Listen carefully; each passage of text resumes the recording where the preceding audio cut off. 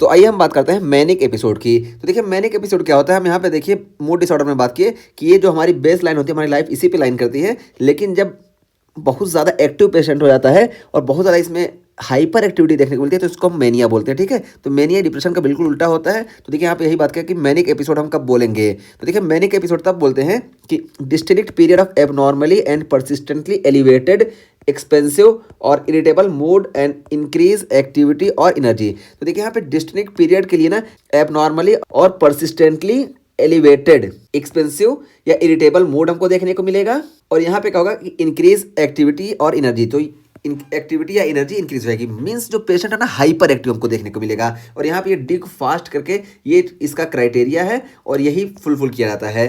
तो देखिए ये जो हमारी डिफिनेशन हो गई। और डिफिनेशन के बाद हम बात करें, देखिए डायग्नोस्टिक क्राइटेरिया की बात की गई कि diagnosis requires marked functional impairment with 3 और more than 3 of the following for 1 और मोर देन 1 वीक।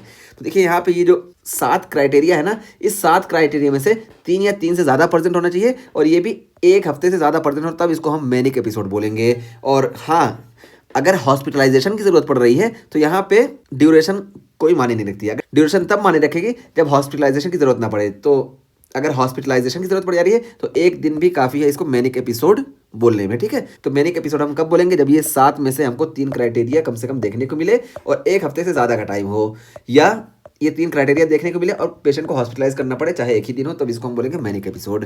तो यहाँ पे देखिए ये 7 क्राइटेरिया क्या है, इसको हम डिग फास्ट से याद रखेंगे। ठीक, तो देखिए डिग फास्ट से डी से हो गया हमारा डिस्ट्रैक्टिबिलिटी। ठीक है, तो ये पेशेंट बहुत ज़्यादा डिस्ट्रैक्ट होगा, थोड़ा सा काम करेगा इधर, फिर उसके इतना वो होगा, इधर डिस्ट्रैक्ट हो जाएगा, फिर दूसरी चीज़ में डिस्ट्रैक्ट हो जाएगा, तो हमको डिस्ट्रैक्टिबिलिटी देखने को मिलेगी। और देखिए इम्पल्सिविटी या इंडिस्क्रेशन देखने को मिलेगा। ठीक है, तो इम्पल्सिविटी या इंडिस्क्रेशन देखने को मिलेगा, यानी sex pleasure without regard to consequence. ठीक है, तो यहाँ पे देखिए ये क्या करेगा, जो चीज़ उसको अच्छी लगेगी ना, प्लेजर वाली चीज़ वो करेगा। ठीक है, प्लेजर वो चाहेगा, लेकिन ये नहीं देखेगा कि इसका रिजल्ट क्या निकलने वाला है, इसका नतीजा क्या निकलने वाला है। जैसे सेक्सुअल एक्टिविटी में इन्वॉल्व हो जाएगा, चाहे जिसमें ये इन्वॉल्व हो जाएगा और इसके रिजल्ट की इसको कोई फिक्र नहीं होगी। तो ये हो गया हमको इम्पल्सिविटी या इंडिस्क्रेशन। तो डी आई हो गया। अब जी से देखिए हमको ग्रैंडियोसिटी देखने को मिलेगी। तो ये ग्रैंडियोसिटी क्या होती है कि इन्फ्लेटेड सेल्फ स्टीम, यानी अपने आप को बहुत सुपीरियर समझना कि हम ही जो है, अब हम जो फैसला ले रहे हैं, हम जो कर रहे हैं, ये सारी चीज़ें हमारे अंदर है, तो इसी को बोलते हैं ग्रैंडियोसिटी। ठीक है, तो ये देखने को मिलेगा। तो डिग हमारा कंप्लीट हुआ। अब देखिए एफ से क्या हुआ, फ्लाइट ऑफ आइडियाज़। तो इसमें बहुत ज़्यादा मतलब आइडिया आएंगे। एक आइडिया बताएगा कि हाँ ये ऐसे ऐसे करना चाहिए, फिर थोड़ी देर बाद फिर दूसरे आइडिया पे शिफ्ट हो जाएगा। तो बहुत सारे इसके पास आइडिया आते रहेंगे। तो यही है फ्लाइट ऑफ आइडियाज। देखिए रेसिंग थॉट, तो यहाँ पे एक चीज़ करेगा, हाँ नहीं नहीं नहीं ये चीज़ होनी चाहिए, ये चीज़ होनी चाहिए, तो ऐसा हमको पेशेंट देखने को मिलेगा।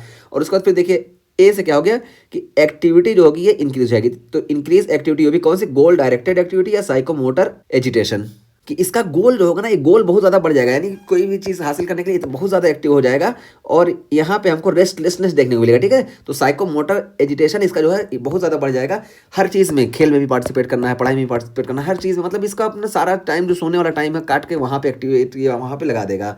तो ये सारी चीज़ें अच्छी होती है, लेकिन जो सोने की टाइम है, जो सोने का ड्यूरेशन है, ये ज़रूरी है ना। तो ये इस पेशेंट में हमको मैनिक एपिसोड में ये हमको देखने को मिलता है। और यहाँ पे गोल इसके बहुत ज़्यादा बढ़ जाता है, बहुत ज़्यादा एक काम करने की इसके अंदर सोच हो जाती है।